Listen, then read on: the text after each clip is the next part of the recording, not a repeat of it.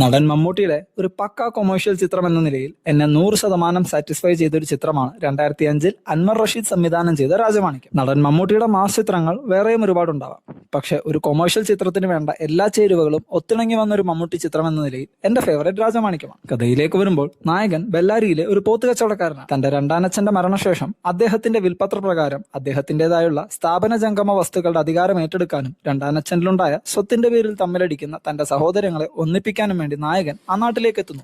പിന്നീട് നടക്കുന്ന സംഭവങ്ങളാണ് കഥ. പക്ക കൊമേഴ്ഷ്യൽ മൂവി ടെംപ്ലേറ്റിൽ വന്ന ചിത്രമായിരുന്നു രാജമാണിക്യം. അതായത് നായകന്റെ ഒരു ഹെവി ഇൻട്രോ, ഒപ്പം ഒരു ഫൈറ്റ് സീൻ, പിന്നെ നായകനെ ബൂസ്റ്റ് ചെയ്യുന്ന ഒരു അടിച്ചുപൊളി സോങ്, സെക്കൻഡ് ഹാഫിലാണെങ്കിൽ ബാക്ക് ടു ബാക്ക് ഫൈറ്റും മാസ് സീനുകളും. പിന്നെ നായകന്റെ ഇൻട്രോയ്ക്ക് മുമ്പ് നടൻ മണിയമ്പിള്ള രാജു നായകന് കൊടുക്കുന്ന ഒരു ബിൽഡപ്പ് ഉണ്ട്. അതായത് ആ സീൻ ഇപ്പൊ കണ്ടാലും നമ്മളിങ്ങനെ ഫുള്ളി എക്സൈറ്റഡ് ആവും.